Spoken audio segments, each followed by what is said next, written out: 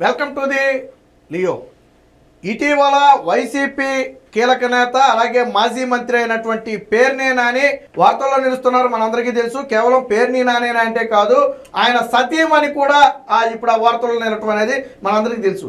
అయితే మచిలీపట్నంలోని గోదాములలో దాదాపుగా 3700 బస్తాల రేషన్ బియ్యం మాయమైందనేది గతంలో మనం మాట్లాడుకున్నటువంటి అంశం. దాదాపుగా 8000 బస్తాల నుంచి 10,000 బస్తాల గోడౌన్లో ఉంటే అందులో ఒక 3700 బస్తాలు మిస్ అయ్యాయి. వాటి మార్కెట్ విలువ సుమారు ఒక 40 లక్షల నుంచి సుమారు 40 లక్షలు ఉండొచ్చు అనేది మనం మాట్లాడుకున్నటువంటి ఘటన. దానికి సంబంధించి ఫైన్తో సహా 90 లక్షలు ఆల్రెడీ పేర్ని నాని కట్టడం జరిగింది.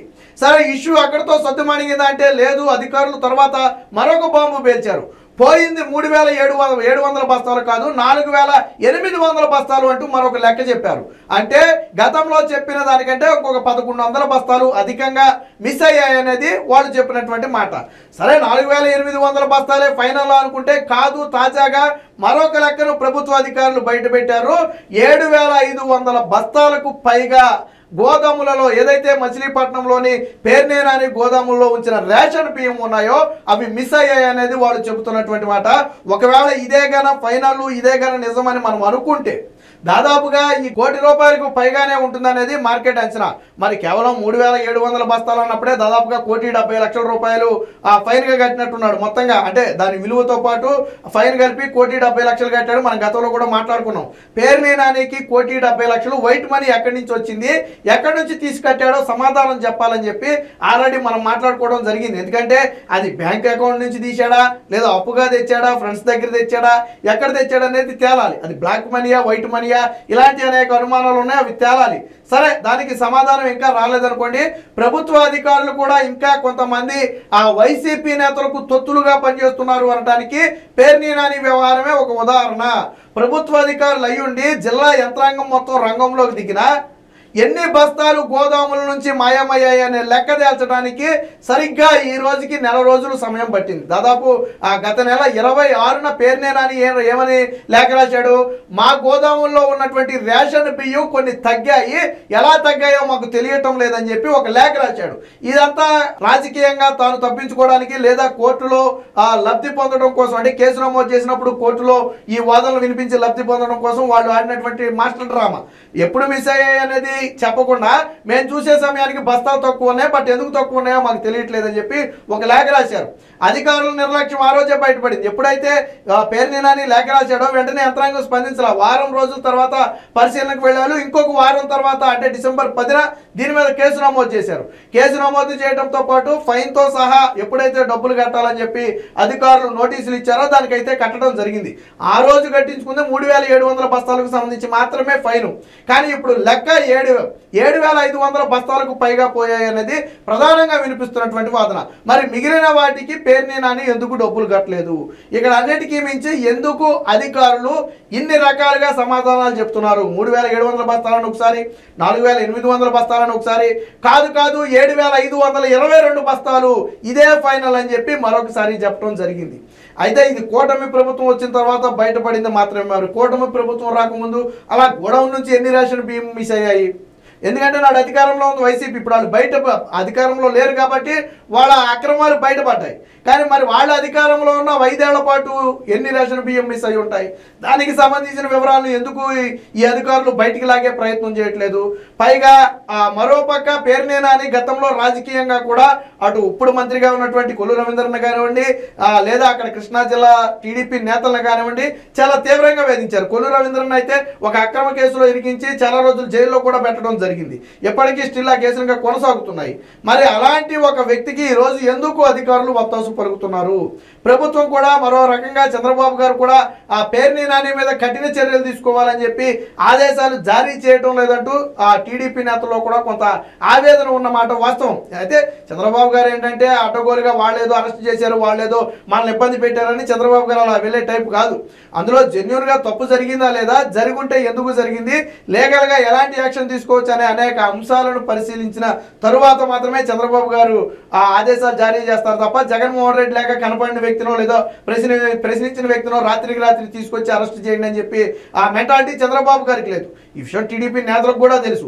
కాకపోతే ఏంటంటే చంద్రబాబు గారు లాంటి వ్యక్తినే అరెస్ట్ చేస్తేనే ఇది లేదు. పైగా గత 5 ఏళ్లలో వైసీపీ నుంచి కీలకంగా నోరు విప్పి మాట్లాడిన నేతల్లో పేర్నేని నాని కూడా ఒకడు. ప్రధానంగా పవన్ కళ్యాణ్ మీద కానివ్వండి లేదా జనసేన మీద కానివ్వండి విమర్శలు చేయాలంటే ప్రధానంగా రంగంలోకి వచ్చే వ్యక్తి పేర్నేని నాని.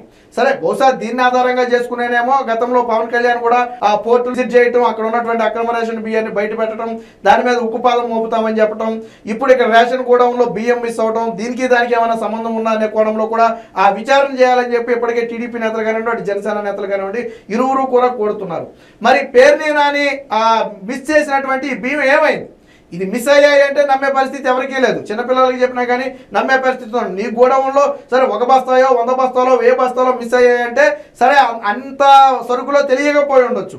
కానీ గోడౌన్లో దాదాపుగా 7500 బస్తాలు మిస్ అయ్యాయి, నాకు తెలియదు ఎలా మిస్ అయ్యాయి అంటే బయట ప్రజలు ఎవరు నమ్మడానికి సిద్ధంగా లేరు.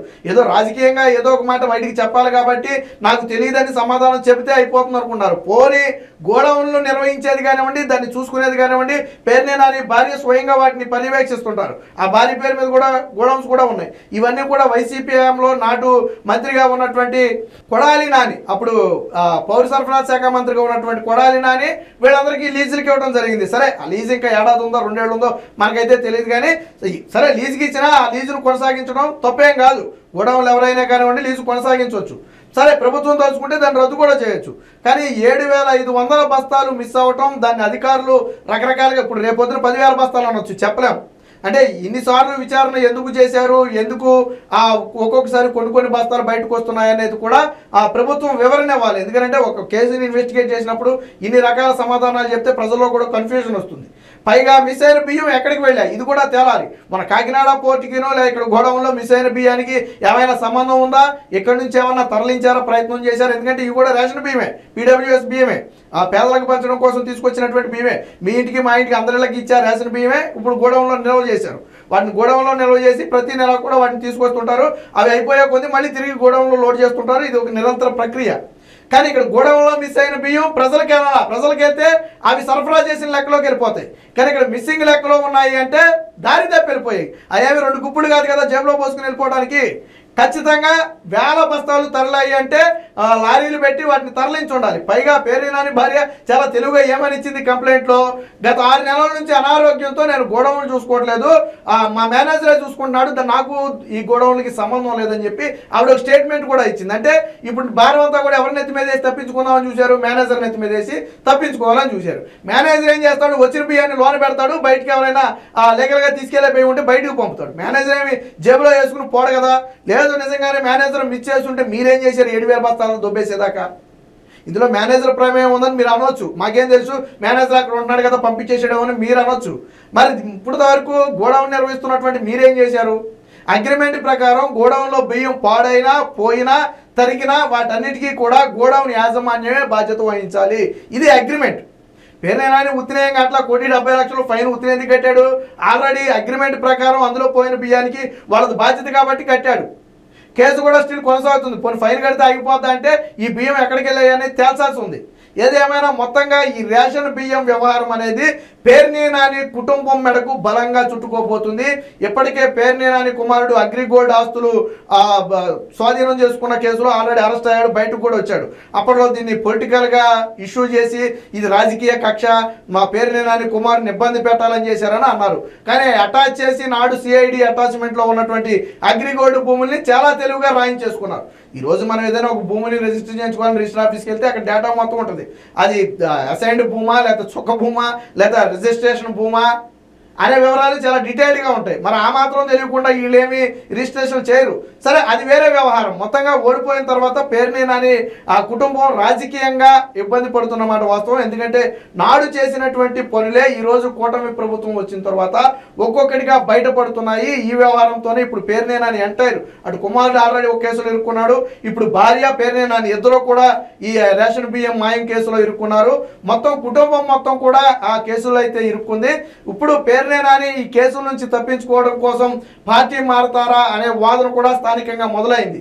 బీజేపీ లాంటి పార్టీలోకి వెళ్ళిపోయి కనీసం కూటమి ప్రభుత్వం ఉన్నంతకాలం ఈ కేసుల నుంచి తప్పించుకోవాలని ప్లాన్ చేస్తున్నట్టుగా ఒక బలమైన వాదన అక్కడ లోకల్ వర్గాల్లో వినపడుతుంది. సరే, అది ఎంతవరకు నిజం అబద్ధం అనేది కాలమే నిర్ణయిస్తుంది. ఏది ఏమైనా ఈ రేషన్ బియ్యం వ్యవహారంలో పేర్నే నాని అధికారులను కొంతమందిని మేనేజ్ చేసి అసలు విషయాలు బయటపడకుండా దాచిపెట్టే ప్రయత్నం చేస్తున్నాడు.